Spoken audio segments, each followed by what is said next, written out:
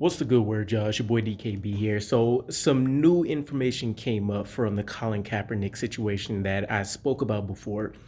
The original understanding was that, of course, Aaron Rodgers went down. We've had multiple quarterbacks reaching out. Colin Kaepernick was one of those, and I figured he was coming after the QB1 spot immediately. Colin Kaepernick is such a humble guy, though. I should have kind of predicted a situation like this would have occurred. So, one of my favorite artists, undoubtedly, top two, probably not two, J. Cole. He reposted the letter that Colin Kaepernick sent to the New York Jets. And he's not requesting to be QB1. He's not requesting to be Zach Wilson's backup. He actually is just asking for the opportunity to join the practice squad. And so, some of the highlights from the letter, I'm doing this from my phone, so I probably won't be able to show it here, but I'll try to put it in the thumbnail for you guys whenever I can get that created. But basically, the highlights were he understands that Aaron Rodgers went down. There's quarterbacks that are reaching out. He understands that the team has immense faith in Zach Wilson. He wishes the entire organization success this season moving forward. But he still understands that our depth has taken a hit. And so he asked to join the practice squad, which he considers a huge honor because it'll allow the New York Jets to get as close to a live replicate of players like Jalen Hurts, players like Patrick Mahomes, players like Tua that can use their legs a little bit better than the average quarterback, while still also having an arm to be able to tackle all areas of the field, et cetera, et cetera. It gives you your best chance, right? You're not getting that out of, we don't even actually have a practice squad quarterback right now. So for all we know, scout team reps are getting completed by Tim Boyle. He doesn't really fit that description whatsoever. And so in this situation, in this light, knowing what he's asking for, I would consider this a huge win-win. He pinned this in his letter as well. Basically, the downside is you bring in Colin Kaepernick.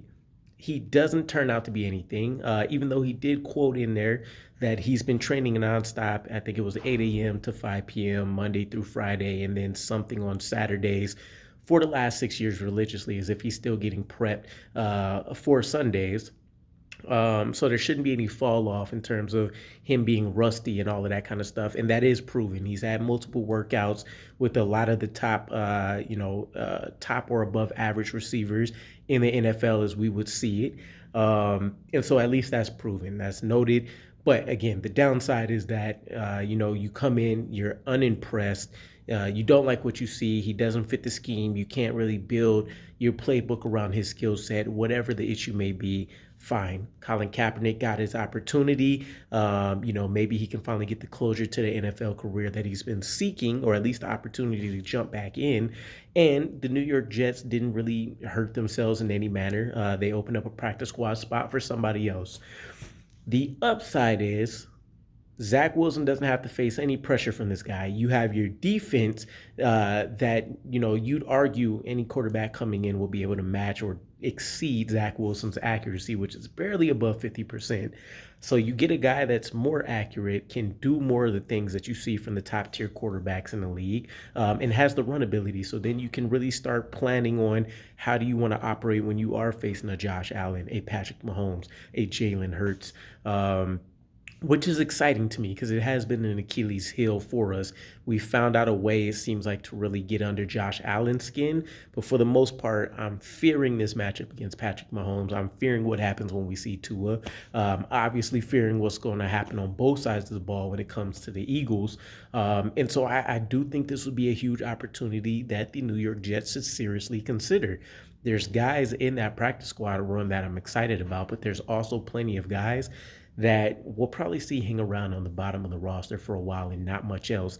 This gives you a real opportunity to develop in season how your defense is going to look and respond to situations. And then, as he mentioned, let's say the worst case scenario happens. And, I've mentioned this a bunch of times. I've heard some of my other fellow Jets creators talk about this. We have done terrible when it comes to game planning for plan B and plan C if plan A fails or something jeopardizes it.